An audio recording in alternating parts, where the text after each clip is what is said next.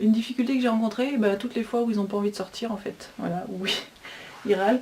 En fait, je voudrais pas que les gens qui lisent mon livre croient que eux ils ont des enfants pas possibles et que moi j'ai de la chance parce que les miens sont toujours dehors. En fait, c'est pas du tout le cas. Si j'ai écrit ce livre, c'est que je suis en tant que maman confrontée au problème et que j'ai dû user beaucoup mon imagination, enfin développer beaucoup mon imagination pour voilà, trouver des moyens de les faire sortir quand ils sont tout petits. C'est pas un problème parce que la moindre petite idée, et voilà, ils sont tout contents et ils partent comme des petits fous. Et plus ils grandissent, plus ça devient compliqué parfois de les faire sortir. Alors, après, c'est aussi une question d'habitude. Et puis, bah, c'est vrai que des fois je me demande, mais est-ce qu'il faut les forcer? Alors, moi, j'avoue, on les force un peu. C'est-à-dire qu'au début, ils ont vraiment pas envie de sortir. C'est vraiment, j'ai l'impression qu'on leur demande quelque chose de très difficile. Et puis finalement, on les force. Et puis quand ils sont arrivés, bah, ils râlent 5 minutes. Et puis après ils ont plus du tout envie de partir. Que ce soit en forêt ou dans les champs. Ou voilà. Du coup, ça m'aide à ne pas culpabiliser quand je les force à sortir. Et parfois même, c'est moi qui ai envie de rentrer. Et eux, ils sont tellement contents qu'ils ont plus envie de rentrer. Si je vois mon fils par exemple qui est un gros joueur de jeux vidéo, qui est un gros consommateur d'écran et voilà, qui devient parfois, j'ai l'impression qu'il est un peu allergique au dehors. Et bah pourtant quand il est chez mes parents à Paimpol, et bah lui il peut rester 3 heures sur la grève à pêcher des palourdes et des couteaux et moi au bout de 20 minutes j'en ai marre et j'ai juste envie de rentrer. Donc là c'est moi qui apprends à me forcer un peu.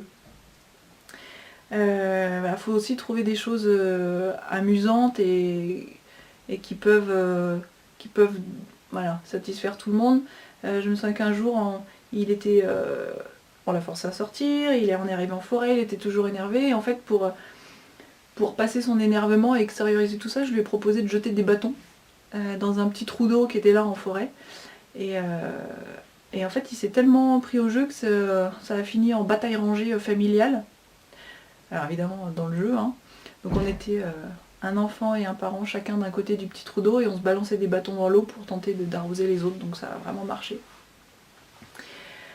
Du coup c'est aussi, je reviens sur l'intérêt d'être à leur écoute et de ne pas hésiter à s'arrêter. Si on part en se disant alors moi je veux aller à tel point dans la forêt ou pas en forêt forcément, mais bah, c'est aussi voilà, accepter soit en tant que parent de ne pas aller jusqu'au bout de là où on s'était dit qu'on voulait aller et puis de s'arrêter pour trouver des idées, pour relancer leur intérêt.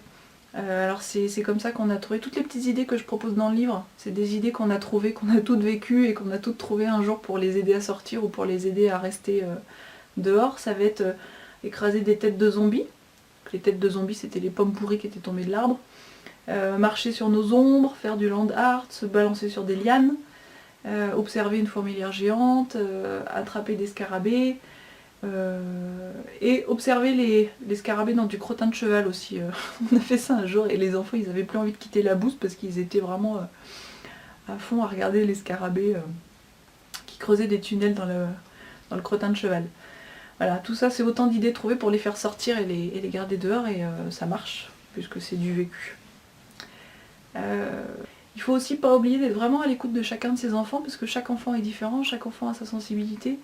Les miens sont vraiment très très différents par exemple. Mon fils il est très observateur, très calme, très introverti.